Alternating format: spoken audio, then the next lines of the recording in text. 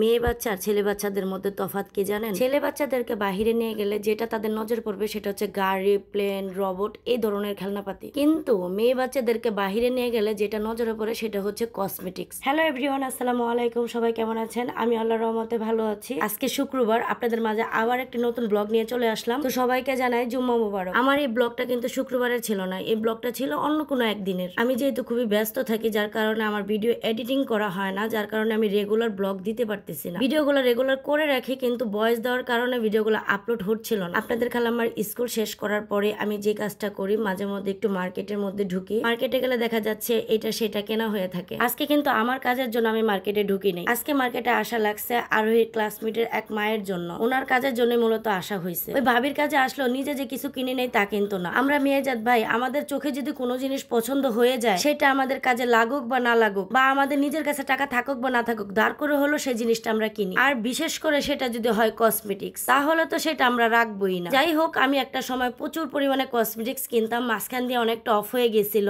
এখন আবার শুরু করছি আমার মেয়ের জন্য, মানে মেয়ের জন্য এটা সেটা আমার কেনাই লাগে। আর আমার থেকে আমার মেয়ে হচ্ছে আরো বেশি শৌখিন। সে তো মার্কেটে ঢুকলে আম্মু আমার এটা দরকার, আম্মু আমার ওইটা দরকার, আম্মু ওইটা দরকার, মানে তার সবসময় সব জিনিস খালি দরকারই লাগে। বাইরে ভাই 2-2.5 লাখ টাকা দিয়ে স্বর্ণ গয়না না কিনে এই ধরনের জিনিস কেনাটা সবচেয়ে ভালো মনে করি আমি। বর্তমানে বাংলাদেশে যে পরিস্থিতি, এগুলো পরেও যদি বাইরে বের হয় তাহলে রিস্ক আছে। বর্তমানে কিন্তু এই ব্রেসলাইট গুলো প্রচুর পরিমাণে ভাইরাল, সবার হাতে হাতে আমি এই ব্রেসলাইট গুলো দেখি। আমি অনেকদিন ধরে কিনবো করে ভাবতে ভাবতে এখনো পর্যন্ত একটাও কিনতে পারিনি। নিজের জন্য কিনতে পারিনি, কি কারণে সেটাই বলি। ওই যে দেখেন আমি কিনবো কি করে, সে তো এই যে দেখেন লিপজেল কিনে ফেলছে। যখনই আমি কিছু কিনতে যাব তখনই তার পছন্দ হয়ে যায়, সেই জিনিসটা আমার কিনে দেওয়া লাগে। আপনাদের খালামা যেহেতু একজন ভাইরাল পার্সন, সেহেতু তাকে নিয়ে যদি আমি বাইরে বের হই তাহলে তার বিগ ফ্রেন্ডের অভাব থাকে না। যতগুলা মানুষের সাথে দেখা হবে কম বেশি তাকে সবাই চিনে। 100 মানুষের মধ্যে হয়তো বা 8-10 জন তাকে চিনে না, কিন্তু 90% মানুষ তাকে কিন্তু ভালোই চিনে। এই যে এখন আমি আরেকটা শপে চলে আসছি, এখানে কিন্তু আমি মূলত একটা জিনিস খুঁজতে আসছিলাম। আমি যে জিনিসটা নিতে আসছিলাম সেটা আমি পাই নাই। এখানে আমি একটু ঘুরে ঘুরে দেখতেছিলাম কি কি আছে, তো আমার এইখানে এই জিনিসটা দেখে খুব নজরে পড়লো। বলুন তো এগুলা কি? এগুলা কিন্তু হচ্ছে লিপ জেল, বিভিন্ন ফ্লেভারের লিপ জেল। অনেকে বেরিলের গন্ধ সহ্য করতে পারে না, বেজলিনের গন্ধ সহ্য করতে পারে না, তাদের জন্য কিন্তু এই লিপ জেল গুলো, যার যে ফ্লেভারটা ভালো লাগবে সেই ফ্লেভারই হচ্ছে লিপ জেল দিতে পারবে ঠোঁটে। যেহেতু শীতের দিন চলে আসছে প্রায়, এখন তো ঠোঁট ফাটবে, এটাই স্বাভাবিক। আমাদের মাস্ট অফ ঘরের মধ্যে লিপ জেল রাখতেই হবে। আমি যখন আমার মেয়ের বয়সী ছিলাম তখন কিন্তু ছিল মেরিল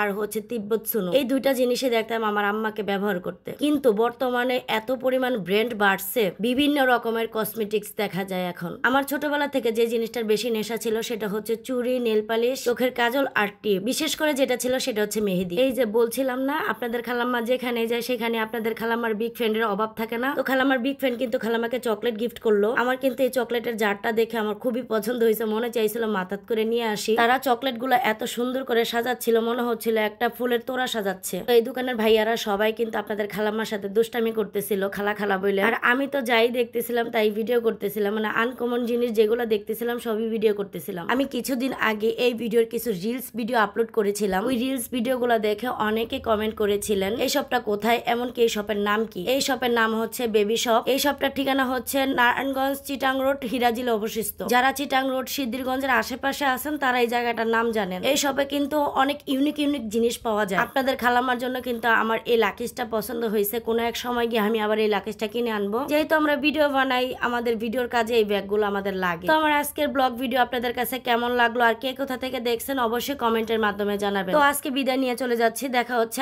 আগামী ব্লগে। যতদিন পর্যন্ত আমার নেক্সট ব্লগ আপলোড না হচ্ছে ততদিন পর্যন্ত সবাই ভালো থাকবেন, সুস্থ থাকবেন। আল্লাহ হাফেজ।